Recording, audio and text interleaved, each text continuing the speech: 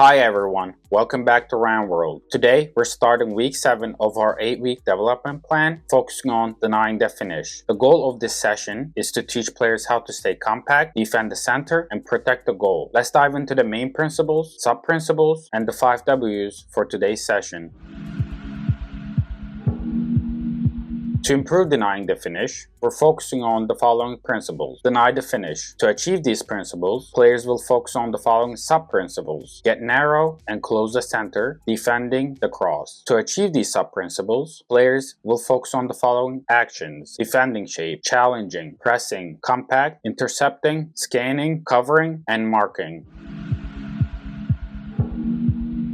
Here's a breakdown of what we're working on today. What? We need to improve staying compact and prevent the opponent from scoring. Where? Defending third. Who? Players 3, 4, 5. When? When the opponent has the ball in the defending third, our 3, 4, and 5 look to deny the finish. Why? To improve team behavior and the main principles of defending. Here's the setup. Number of players, 5v5 with goalkeepers. Space and dimensions, 35, 5, 45 yards. Duration and sets, 20 minutes split into 2 sets. Work and recovery, 8 minutes of work, 2 minutes of recovery. Constraints, only one defender can move into the opponent's channel when defending. Method of scoring, big goals. Now that the setup is clear, let's move into the warm-up. The coach plays a ball into outside channel where the red players 1, 6, and 8 try to break through and move the ball forward to 9, 10, and 7 to finish the attack. The blue team's first defensive line, 6 and 8, applies pressure to disrupt play and prevent forward progression. The last defensive line, 3, 4, and 5, stays compact, gets narrow, and closes the center, denying passing lanes and protecting the goal. With only one defender allowed to enter the opponent's channel, the team must work together to stay compact, block passing options, and force mistakes before transitioning forward to counter.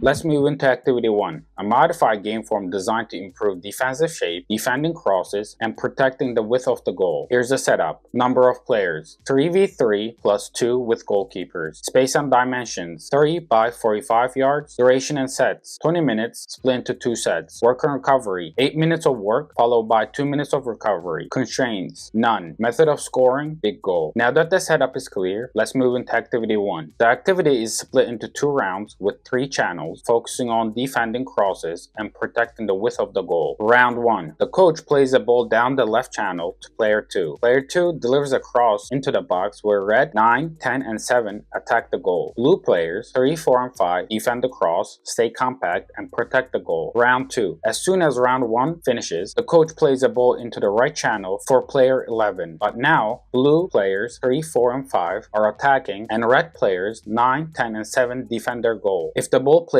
in play after the round 2, the game transitions into a 3v3 with goalkeepers, allowing both teams continue attacking or defending. When to coach. Provide feedback in the flow to ensure players stay engaged. How to coach. Encourage and support players by reinforcing key cues and desired behaviors. What to coach. Use keywords to help players focus on key actions during the activity. Defensive shape. Maintain compactness and positioning. Challenging. Engage the attacker early to limit space. Pressing. Apply pressure to force mistakes. Compactness. Keep a tight defensive line to deny gaps. Intercepting. Anticipate and cut off passing lanes. Scanning. Check surroundings to track runners. Covering. Support teammates by staying goal side. Marking. Track attackers closely to deny space and finishing chances.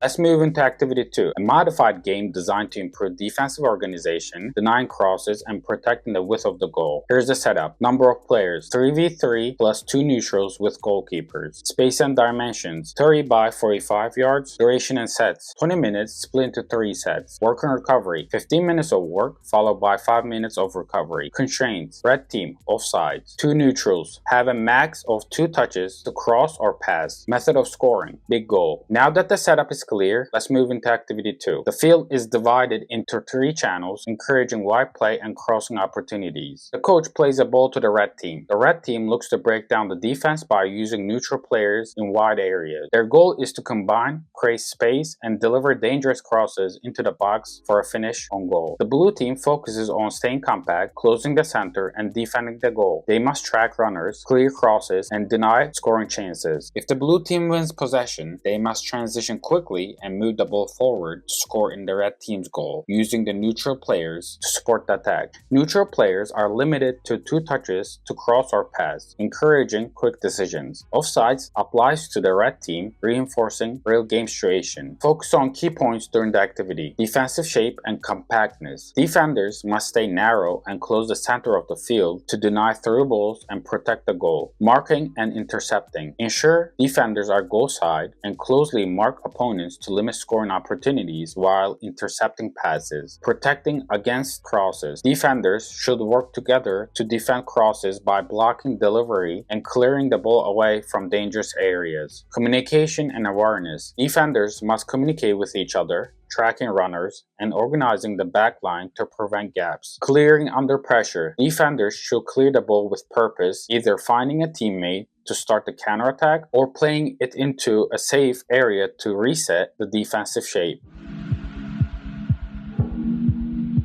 Let's move into activity 3, where we transition into a full game scenario, reinforcing defensive compactness and protecting the width of the goal. Here's the setup. Number of players, 5v5 plus 2 neutral with goalkeepers. Space and dimensions, half field. Duration and sets, 25 minutes, split into 2 sets. Work and recovery, 10 minutes of work, followed by 2.5 minutes of recovery. Constraints, red team, offsides. Method of scoring, big goals. Now that the setup is clear, let's move into activity 3. The red team looks to break down the blue defense using quick ball movement, and the neutral players 2 and 11 to create width and crossing opportunities. Blue team's objective is to stay compact, deny central passing lanes, and protect the width of the goal by tracking runners and clearing the ball. If the blue team wins possession, they transition quickly using the neutral players and counterattack towards the opposite goal.